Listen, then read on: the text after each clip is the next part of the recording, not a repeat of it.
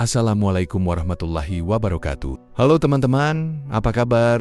Lagi santai, sibuk, atau mungkin sedang scroll-scroll cari tontonan menarik? Alhamdulillah kalian sudah mampir ke sini karena hari ini kita akan membahas topik yang sangat menarik, sekaligus mengungkap sejarah para nabi yang mungkin belum banyak diketahui.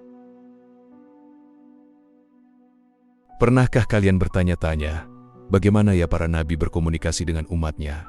Apa bahasa yang mereka pakai? Bayangkan saja, Nabi Musa, Nabi Isa, Nabi Muhammad, dan Nabi Ibrahim hidup di zaman yang sangat berbeda. Otomatis, bahasa yang mereka gunakan pun tentu sangat beragam. Yang lebih menarik lagi, bahasa yang mereka pakai bukan hanya untuk percakapan biasa, tetapi juga untuk menyampaikan wahyu Allah.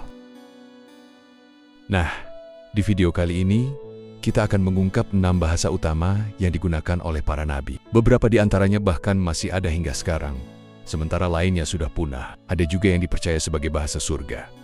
Penasaran? Yuk, simak sampai akhir, karena informasi ini pastinya bakal membuat kita lebih menghargai sejarah besar para nabi.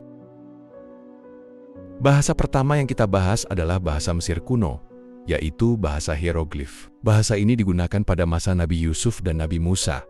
Kalian pasti tahu kan, Nabi Yusuf adalah seorang pejabat tinggi di Mesir, dan beliau sangat fasih dalam bahasa ini. Bayangkan, selain dikenal dengan kecerdasan dan kebijaksanaannya, Nabi Yusuf juga ahli dalam membaca dan menulis hieroglif. Meski bagi kita hieroglif tampak rumit, Nabi Yusuf mampu menggunakannya dengan sangat mahir.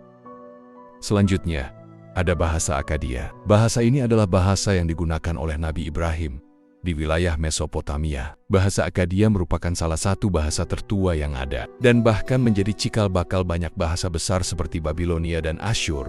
Menariknya, bahasa ini juga digunakan untuk menulis dokumen resmi pertama di dunia. Bayangkan saja, Nabi Ibrahim, sebagai bapa para nabi, berbicara dengan umatnya menggunakan bahasa Akkadia. Meskipun sekarang sudah punah, jejaknya masih bisa kita temukan dalam artefak-artefak kuno.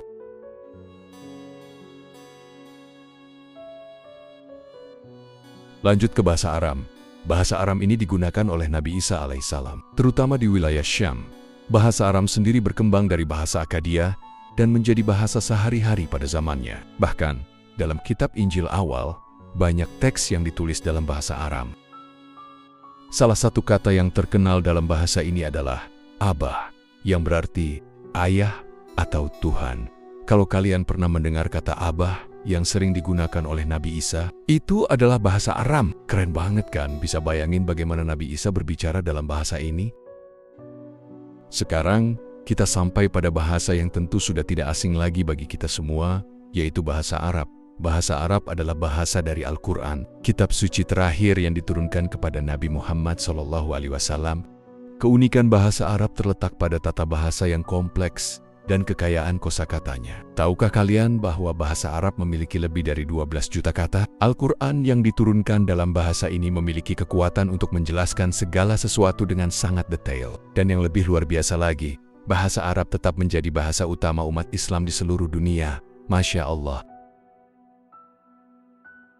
Selanjutnya, kita punya bahasa Ibrani. Bahasa ini digunakan oleh banyak nabi Bani Israel seperti Nabi Musa, Nabi Harun, dan Nabi Daud alaihissalam. Bahasa Ibrani juga menjadi bahasa utama dalam kitab Taurat dan Zabur.